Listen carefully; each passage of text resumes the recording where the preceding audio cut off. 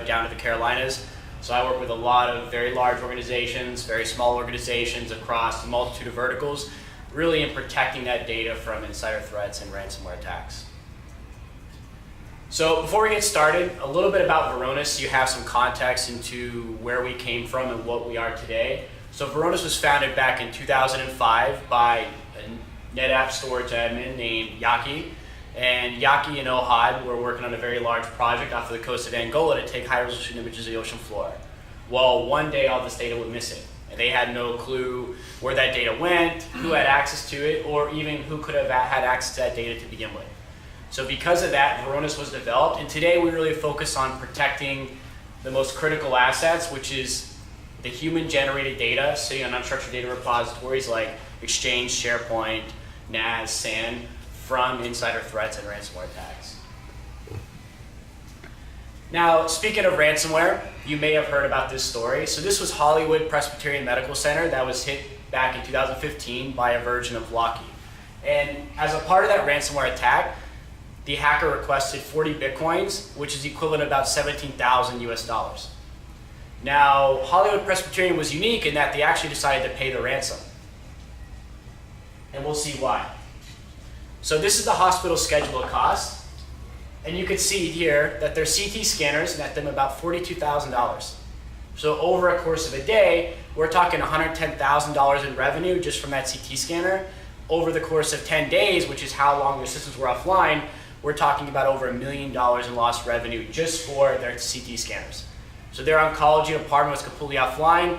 That's not even taking into account recovery costs, other services that the hospital couldn't render. They had to turn away patients. This is a massive problem.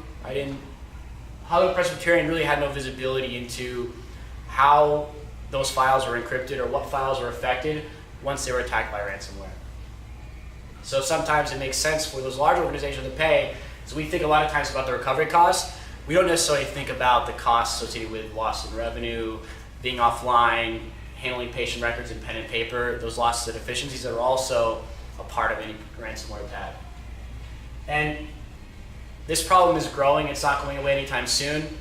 There are over 4,000 new ransomware attacks every hour and about 100,000 new ransomware attacks each and every day. These are new attacks. It's a very lucrative business model.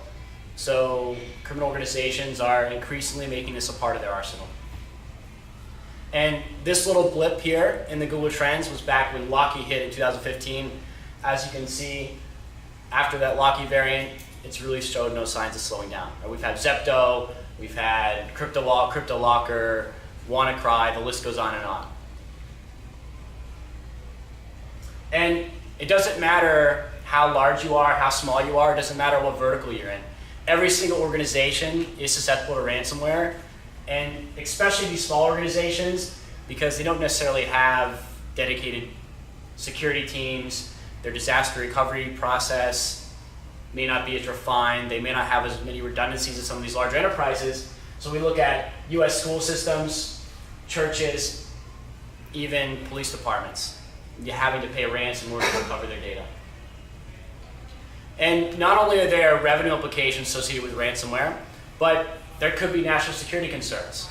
So I don't know if you've heard of this one, but there was a man out in Kosovo who was hacking major US retailers. So he was deploying ransomware, requesting that ransomware payout, and the ransomware payout was relatively small, so a lot of these retailers were saying, okay, I'm going to pay the ransom and recover my data. Well, fortunately, one of those retailers got in contact with the FBI, and they realized that they were taking this data and using it to build a hit list for ISIS. So they're taking personal identifiable information from these retailers for US servicemen, and then they were using that to build a hit list for ISIS. And then why is ransomware so dangerous once it becomes an insider? According to a Podium study, almost 2/3 of all users admit to actually having access to data that they no longer need access to. So think of an individual that joins your organization, they work on a project within their team, they change roles, they move laterally. They're granted more and more access, but access is never necessarily revoked once they change roles. Because data breaches, ransomware attacks are very susceptible to increases in access, this is a huge vulnerability for any organization. Not only that, but 1/3 of all enterprises are not monitoring what's going on inside of their unstructured data repositories. So they're not monitoring how users are interacting with data on their most critical assets. This is the human-generated data, PII, Excel spreadsheets, intellectual property, patent information. Organizations have no insight into how that data is being used on a regular basis. But what has changed? So Bitcoin has really enabled ransomware. So the first ever ransomware attack was deployed in the World Health Summit. And as a part of the payout, the hackers requested a check or money order to be sent to a post office box in Panama City. So as you can imagine, that's not very scalable, and there's a paper trail, which is the other issue. Well, now with Bitcoin, those hackers can collect a payout completely anonymously, and the FBI, unless you're a really large fish, they don't have the resources to pursue these hackers and to try to prosecute them. And not only that, but we have Ransom 32. So Ransom 32 is unique in that it was the first ever ransomware as a service. So you can download this today. It's a simple web GUI. They'll deploy the ransomware for you. You don't have to have any technical aptitude. They'll give you a dashboard where you can measure success rates, and then you can collect a payout. They'll just take a 20% cut. So very easy for anybody that wants to do harm. This can be Like a reseller? small-time hacker, a reseller, exactly. This can be a disgruntled employee, somebody that's upset. It can be an admin that maybe lost their job. So it's a very lucrative business model. You guys can download that. I will provide you the website. I won't be that guy.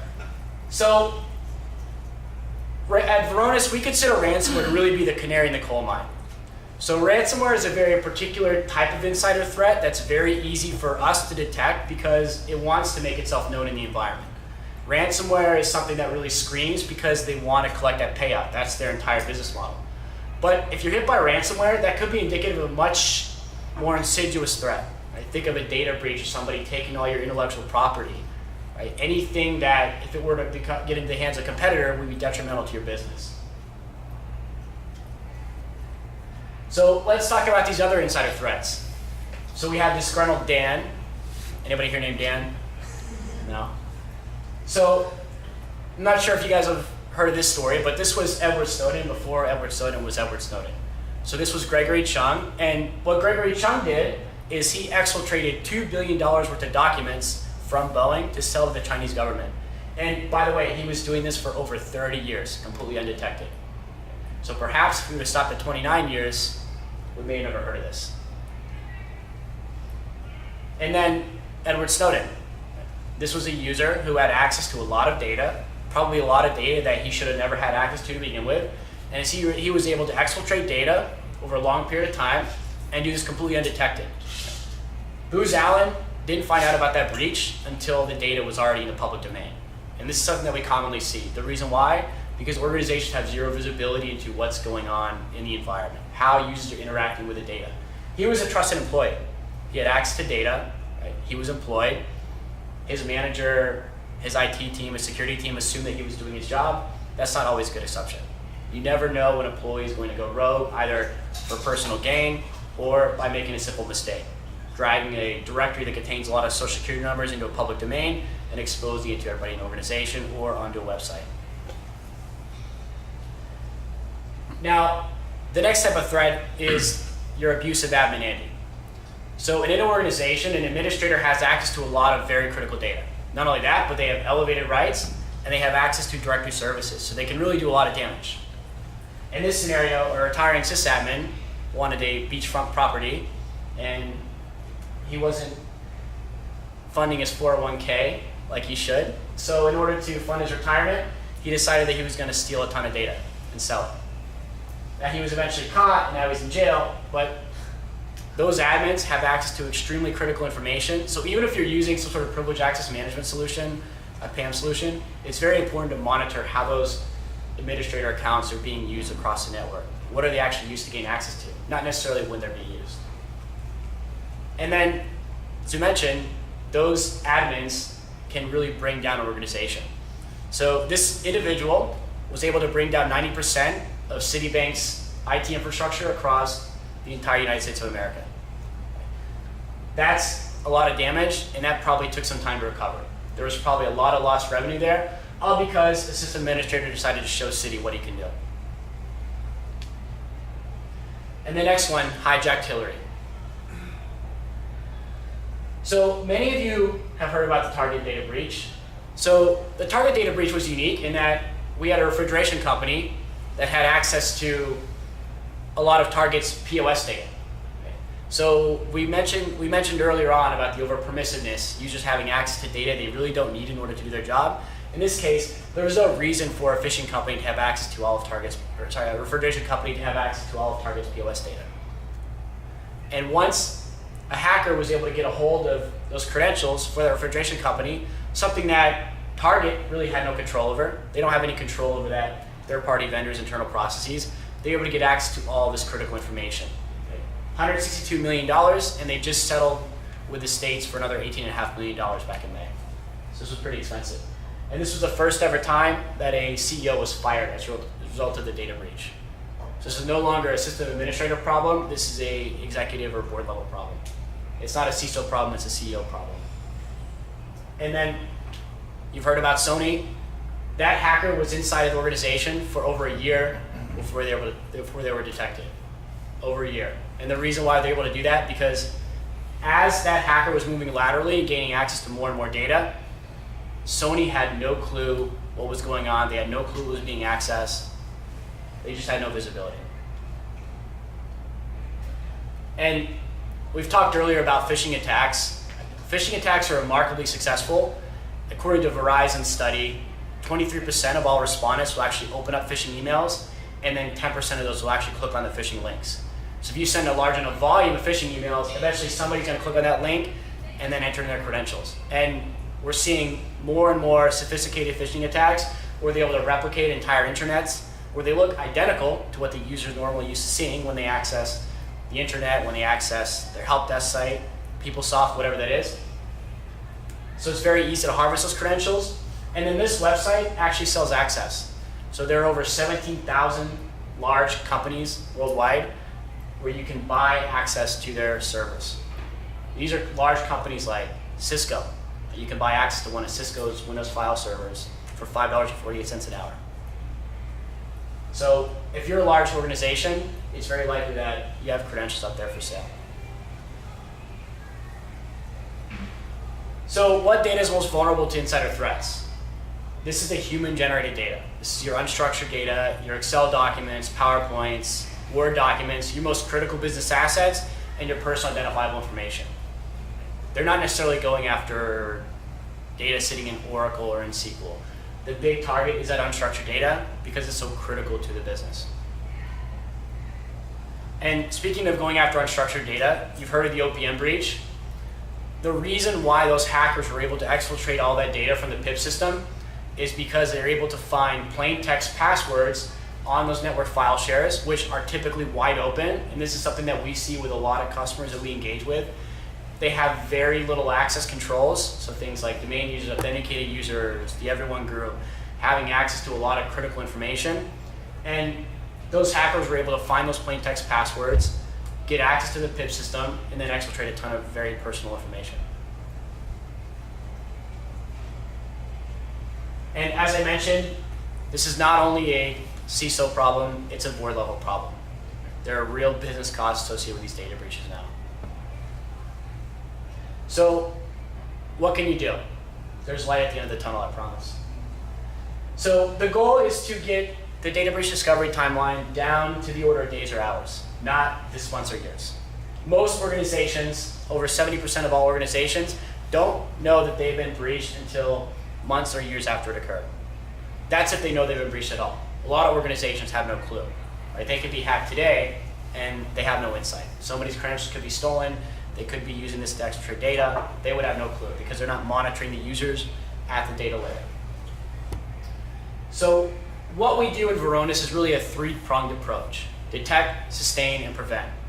So detect, identifying things like critical assets. We mentioned PII, GDPR if that's a compliance initiative, PCI.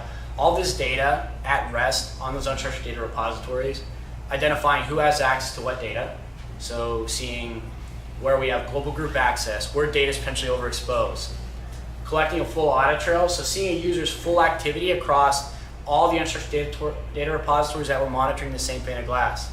So I can go to John Doe and say, what has John Doe been accessing over the last 2 weeks, not only across my Windows file servers, maybe across SharePoint, Office 365, Exchange, all those entities within a single unified pane of glass. Prevention. So providing a proven methodology for remediating global access, rapidly reducing the risk footprint. So we talk about directories that contain a lot of sensitive data or critical assets, being able to lock those down to ensure that they're only accessible by the individuals that need access to that data in order to do their job. Alerting on any behavioral anomalies, any insider threats.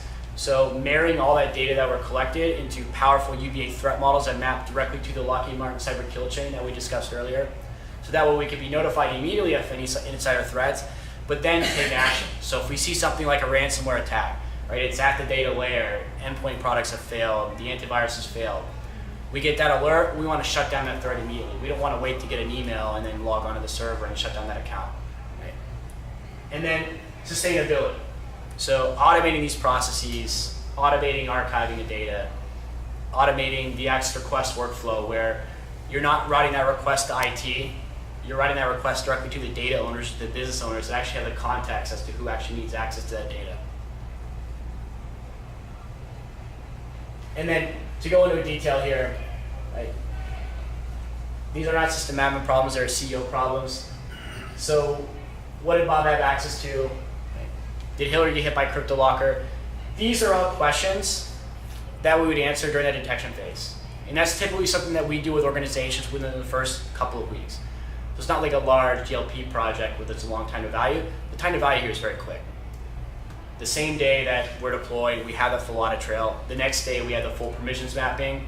And then within about a week and a half, we have full visibility into all the sensitive data, where it sits, who has access to it, whether or not it's overexposed, and then we can prioritize our remediation from there. So mapping the environment, identifying that sensitive data. And then what makes Varonis unique in this realm, I'm not sure if you guys have tried to identify sensitive data on a large NAS or a large SAN, it can be kind of cumbersome. We're able to run a true incremental scan once we have the baseline because we have that full audit trail. So we're only identifying and scanning any newly created or modified files. Turning on auditing. For those of you that have ever tried to enable auditing for your servers, I'm sure it's pretty resource intensive. For Windows file servers or anything Windows based, we have lightweight agents that are installed on that server that also cap utilization at 2%. So we're able to collect all these audit events at scale, and we're able to do this without impacting the environment or without impacting the end user experience. Very powerful. We have a lot of very large enterprises in the DC area, several law firms, one of which is collecting 70 million file events per day on an isolon with zero impact to the environment. That's not to mention all the permission visibility, the real-time alerting and threat detection, and of course, classification of sensitive data. So alerting on sensitive data. So when we talk about the Lockheed Martin cyber kill chain, we have lateral movements, we have privilege escalation, we have abnormal access to data. So what Varonis is doing is marrying all that information that we're collecting from the file system. So we see access, we see audit trails, we see what data a user normally accesses day in and day out, from what device, from what IP, during what hours. And then we can see whenever a user deviates. So we talk about ransomware as something that's very easy for us to detect because it really screams the environment. Something like an insider threat is going to be much more difficult to track, right? Because this is a user that has access to that data today, that's just abusing their privileges. It's just accessing, maybe they're accessing more and more data. Maybe there's somebody in a facilities department that's going out and accessing HR, payroll data. Those are all behavioral patterns, those insider threats, which is where your data breach is coming from anyway, that we're able to capture, alert on, and then take automated action. And then this is an example of an email alert. So this one would have been useful for OPM. Multiple open events on files containing credentials. We could have stopped OPM's breach. Bold statement, right? And then the prevention. So in order to really protect yourself, right, you look at two things, prevention and then automation. So the prevention is remediating that access. So if I'm a user and I click on a ransomware payload in an Excel sheet, it deploys that ransomware payload on my file system. What data is going to be encrypted? Well, all data that that user has access to. So if we reduce the amount of data that user has access to and get rid of any excessive permissions, that goes a long way in reducing our damage radius. it's not going to be this massive problem, right? That problem is going to be much more contained. Same with an insider threat, right? The Target's refrigeration company shouldn't have access to their POS data.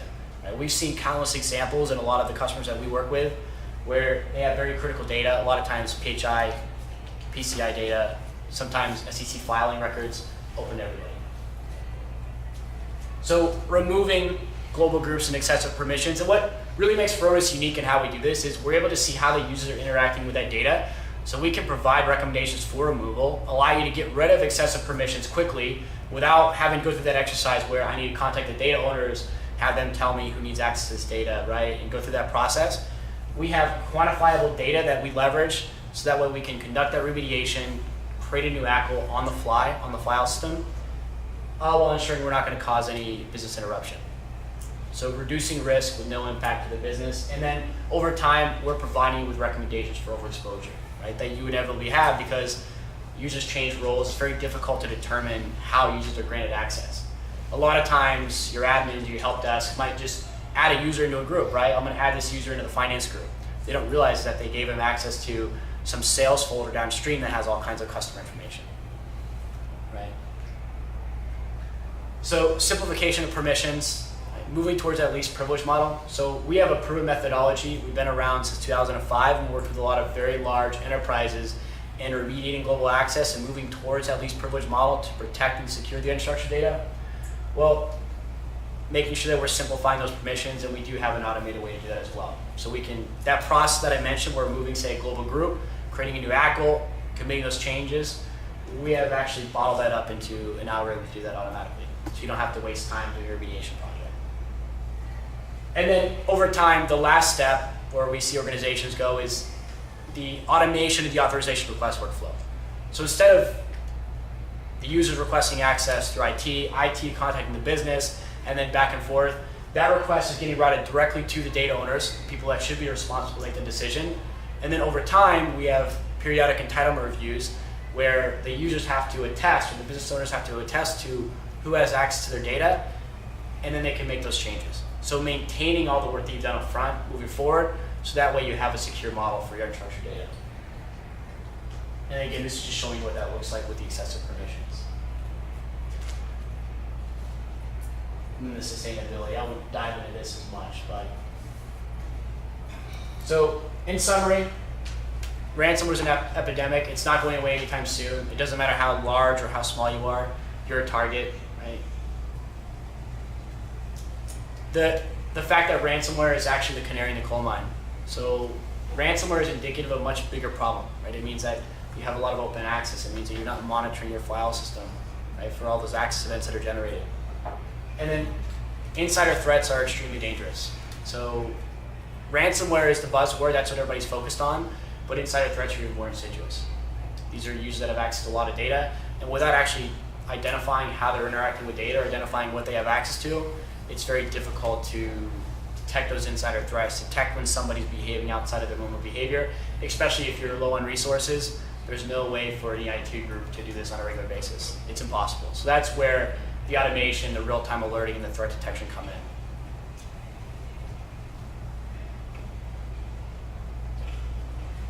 And last slide, we do offer a free threat assessment, which I would recommend you take advantage of. So this is a 20 to 30 page report on all the KPIs related to unstructured data security. Again, we've been at this for 10 years, so we have a pretty high level of expertise in working with over 6,000 customers today. So we can provide this report to your team. It's at no cost. We'd install the software, takes 90 minutes, collect all the data passively, and then eventually provide you that risk assessment that you can take with your team along with some recommendations that we have. That's my pitch.